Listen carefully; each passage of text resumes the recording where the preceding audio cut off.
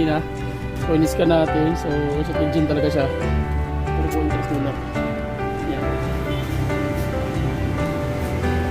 Guys, yung positive side. Pupuntahin, tingin natin. Ito yung source niya. Ano? Bluetooth.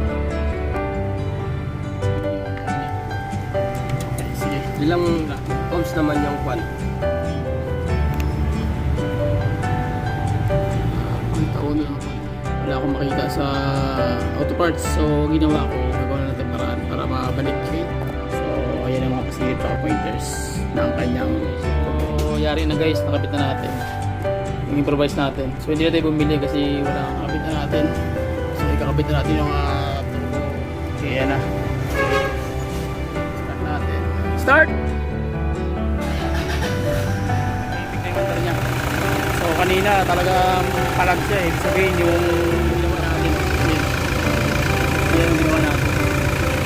Sa mga gusto magpatrabaho, ito lang, dito lang pwede. Kahit overhaul natin. Kapagpalang araw, so another video na naman tayo guys na ipapakita sa inyo. Basic pointers pa rin yung ipapakita natin video. Ano ba ang problema? Unang-una, malakas yung vibration, engine knocking o fuel knock, and tapos masyadong talagang parang motorcycle ang andar na palyado. Okay, so yun ang bibigyan din na napansin ngayon. So basic pointers pa rin guys yung ipapakita natin na clip. So pakinggan nyo mabuti yung start ng makina. So ito na siya. Okay, so yun yung problema ngayon na ating i-address guys, yung concern na yun. Sobrang lakas na parang motorsiklo yung andar. So tara, samahan nyo ko. Let's go, basic tsaka pointers na. On position. Okay, start.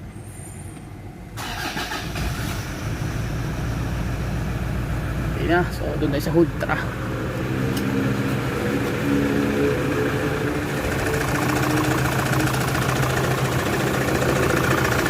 Naking pa siya, naking. Meron pa yung hangin. So naking yung andar, may hangin. Men, mawawala na yung mamaya. Vibrate siya, kote.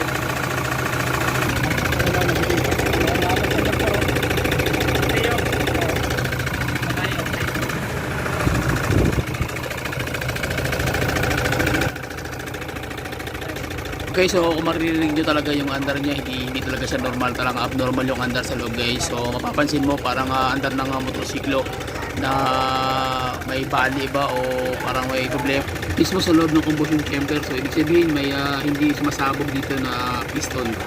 So yun ang hanapin natin guys kung ano yung main problem. So diagnose muna natin to. So pagkatapos pag-aralan natin mabuti, tingnan natin kung ano yung magiging result. So okay, tara. Okay, so ang gawin natin ngayon i-trigger tayo ng engine scanning. So gamit tayo ng tools na scanner.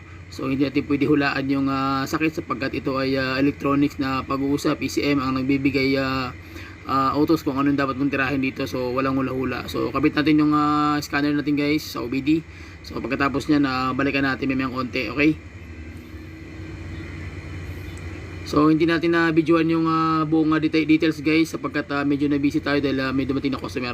So ang sakit niya is code niya is P0200. So ibig sabihin na injector circuit malfunction. Piston na number 4 guys yung nag-indicate doon sa ating scanner. So anong gagawin natin ngayon? So pupuntahan natin yung tawag niyan, yung hood, and then magtatanggal tayo ng parts doon dandahan, okay? So tara, sahod tayo. So ngayon nasa na tayo guys. So ang gagawin natin ngayon i-isa-isay natin yung electrical system niya. So anong gagawin? Tatanggalin natin yung intercooler para makita natin yung kabuuan ng linyada ng tinatawag na wiring ng injector. Okay, so yung mga sakit, number 1 yan. So malalaman natin dyan isa-isa. So pag matanggal na tong intercooler, so kailangan magtanggal kayo ng sakit, basic tsaka pointers pa rin. So ingatan nyo na hindi maputol yung mga lock nyan, kasi pag naputol yan, mag-coat fold yan. Tapos magugulat ka, hindi yan naandar. So kailangan nyo ingatan nyo yung mga lock. Kasi minsan pag malutong na guys, mahirap na yan siya, mahirap na yan siya ikabit. Sapagkat sira na yung lock niya. So ang gagawin mo, bibili ka na ng panibagong socket. So gastos ka na naman, okay? So okay, yan, dandahan tanggal na yung mechanism guys. So malalaman natin may konti pag natanggal na. doon natin malalaman kung ano yung main cause. So baka putol lang yung wire, duda ko to putol lang wire nito. So kailangan mo talaga meron kang tools na scanner. Okay? So ayan na.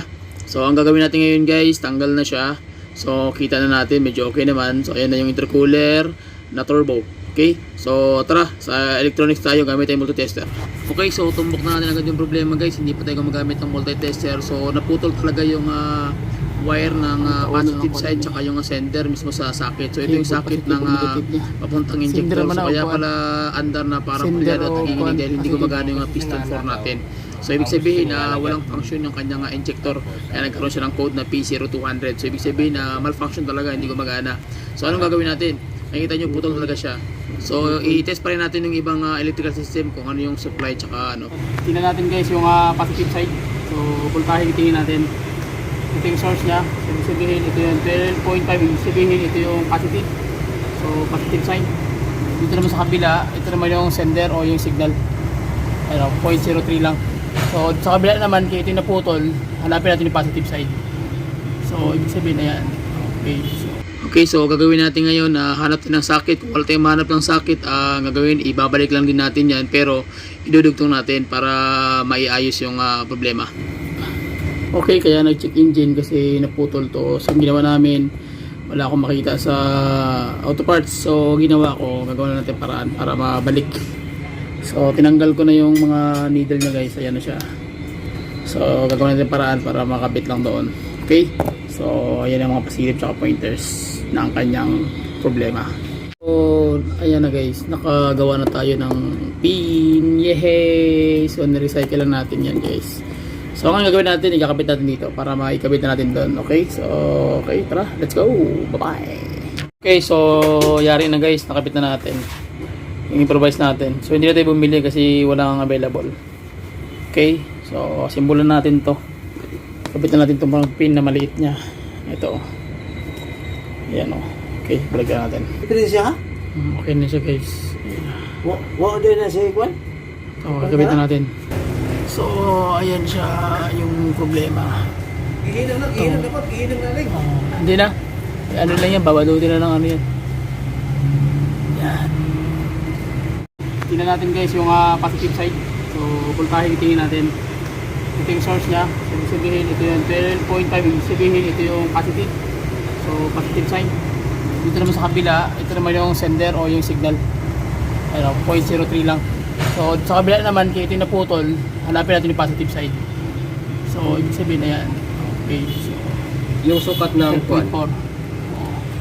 10.4. Ito naman, sender naman to. Oo, ano, sender. So, ito kakamit natin, naputol. Ayan. So, ibig sabihin, dito tayo titira. Para sure, tingnan sa kabila kung meron din ba. So, positive to. Negative naman yung ground. So, voltahe yung kunin natin. Naka-on yung susi. So, ito ang positive. So, meron siya labas sa 12.3 na voltahe. Okay? So, ibig sabihin yun yung ano niya. Okay, sige. Ilang ohms naman yung kwan? Yung ohms naman. Okay, so yan na. Nakabit na natin. So, ikakabit na natin yung turbo intercooler. Okay, yan na. Okay, so kakabit na natin yan. Diretso na yan. Ngayon, ito yung ginamit ko kanina. So, in-scan natin. So, check engine talaga siya. Tester kanina. So, okay, nakabit na natin. So, may konti. Pag makabit ang turbo, start natin yung makina para malaman natin kung okay ba o hindi pa ba. Okay? Sige, break tayo ngayon yung konti. Okay, so start na yung makina guys. So, yan yung mga ginamit natin para ma-diagnose natin yung makina. So, salpak ng susi. Start natin. Start! So, okay na. Wala nang error ng check engine guys. Dahil dun sa ginawa natin mechanism. So, dun tayo sa harapan. Check natin yung engine kung ano yung sistema. So, kailangan meron kayong scanner. Napaka-importante nito guys. Scanner. Tapos, wala na. Multi-tester na ganito. O tsaka yung marami kayo dapat multi-tester pwedeng gamitin. Testing na boss? Oo. Sige, testing tayo. So, ito na yung pangalawang andar. So, tahimik na yung andar niya. So, kanina talagang palag siya eh. Sabihin yung naputol na wire yun yung naging cause ng problema. So, ngayon okay na siya. So, okay na. So yun na yung birana natin guys. So, okay. Meron na putol. Pero naputol yung wire natin. Yun o. Yun ang ginawa natin. Yun o. Yun ang ginawa natin. So, okay. So, kaya para ma-bleeding siya, matanggal yung bubbles. So, Toyota Fortuner guys. So, sa mga gusto magpatrabaho, ito lang, dito lang pwede. Kahit overhaul natin, kaya din tirahin yun. Ford, kahit mga Ford, Everest. Dito, makaya din tayo guys. So, sa may pyesa lang na available. So, yun lang. Maraming salamat. Bye-bye and God bless. See you! Shoutout pala kay Brother Payat at kay Chief Bilsar. Chief! Shoutout! Shoutout pala sa pinsan ko. Okay. Sige. Maraming salamat guys. Bye-bye and God bless. See you! Thank you! Bye-bye!